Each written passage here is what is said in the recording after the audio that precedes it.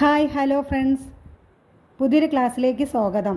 ഇന്ന് നാം പഠിക്കാൻ പോകുന്നത് ചന്ദ്രയാൻ ഫസ്റ്റ്. മാക്സിമം പോയിൻ്റ് ഉൾപ്പെടുത്തിയിട്ടുണ്ട്, എല്ലാവരും സപ്പോർട്ട് ചെയ്യുക.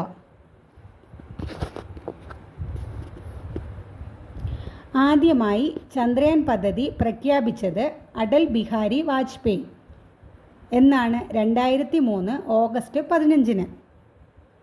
ഇന്ത്യയുടെ ചന്ദ്രദൗത്യങ്ങൾക്ക് പൊതുവായി പറയുന്ന പേരാണ് ചന്ദ്രയാൻ. ചന്ദ്രയാൻ എന്ന പദം ഒരു സംസ്കൃത പദമാണ്. ചന്ദ്രയാൻ എന്ന പദത്തിൻ്റെ അർത്ഥം ചന്ദ്രവാഹനം ഓർ മൂൺ വെഹിക്കിൾ.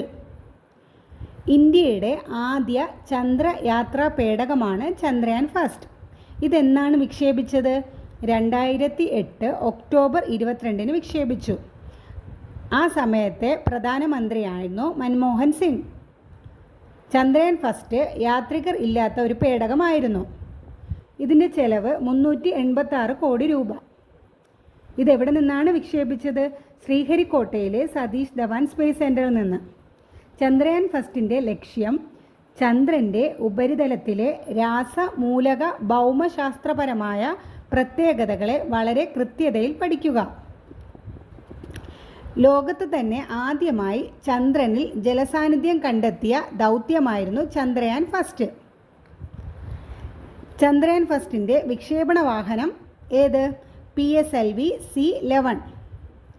ISROയ്ക്ക് 3 തരത്തിലുള്ള വിക്ഷേപണ വാഹനമാണുള്ളത്. ഒന്ന് PSLV, രണ്ടാമത്തത് GSLV, മൂന്നാമത്തത് SSLV. എന്താണ് PSLVയുടെ? PSLV എന്നാൽ പോളാർ സാറ്റലൈറ്റ് ലോഞ്ച് വെഹിക്കിൾ. ISROയുടെ വിശ്വസ്തനായ വാഹനമെന്നാണ് PSLV അറിയപ്പെടുന്നത്. GSLV എന്നാൽ geosynchronous satellite launch vehicle. Baahubali എന്നറിയപ്പെടുന്ന വിക്ഷേപണ വാഹനമാണ് GSLV. SSLV small satellite launch vehicle.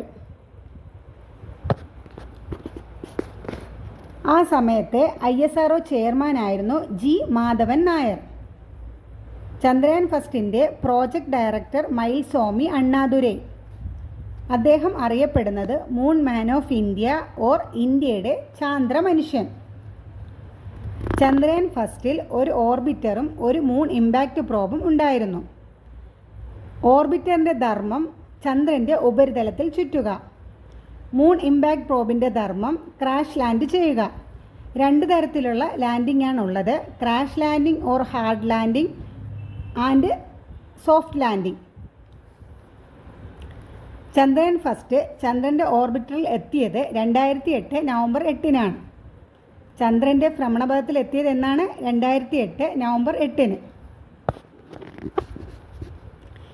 2008 November 14 ഓർബിറ്റിൽ നിന്ന് മൂൺ ഇമ്പാക്റ്റ് പ്രോബ് സെപ്പറേറ്റ് ആയി. അതായത് ഹാർഡ് ലാൻഡിംഗ് നടത്തിയത് 2008 നവംബർ 14. ഹാർഡ് ലാൻഡിംഗ് നടത്തിയ സ്ഥലത്തെ പറയുന്ന പേരാണ് ജവഹർ പോയിൻ്റ്. ഇവിടെ നമുക്ക് ജവഹർ പോയിൻ്റ് മറക്കാതിരിക്കാൻ വേണ്ടി ഓർക്കേണ്ടതാണ്, 2008 നവംബർ 14 ഹാർഡ് ലാൻഡിംഗ് നടത്തിയത്. ഈ നവംബർ 14 നമ്മുടെ ജവഹർലാൽ നെഹ്റുവിൻ്റെ ജന്മദിനമാണ്. അതുകൊണ്ടാണ് എന്ത് പേര് നൽകിയത്? ജവഹർ പോയിൻ്റ്. ചന്ദ്രദൗത്യം പൂർത്തിയാക്കുന്ന എത്രാമത്തെ രാജ്യമാണ് ഇന്ത്യ? 5ാമത്തെ രാജ്യം. വർഷം അറിയാലോ, 2008. അപ്പോൾ ചന്ദ്രദൗത്യം പൂർത്തിയാക്കുന്ന ആദ്യത്തെ രാജ്യം ഏത്? USSR. 1959 USSR ചന്ദ്രദൗത്യം പൂർത്തിയാക്കിയത്. രണ്ടാമത് USA 1962. മൂന്നാമത് ജപ്പാൻ 1993.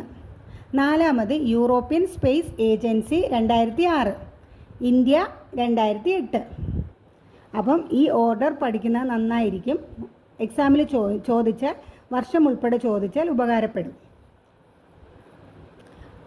2008 നവംബർ 8 ചന്ദ്രൻ്റെ ഭ്രമണപഥത്തിൽ ചന്ദ്രയാൻ ഫസ്റ്റ് എത്തിയത്. അന്നു മുതൽ 2009 ഓഗസ്റ്റ് 28 വരെ ചന്ദ്രനിൽ നിന്നുള്ള വിവരങ്ങൾ നമുക്ക് ലഭിച്ചുകൊണ്ടിരുന്നു.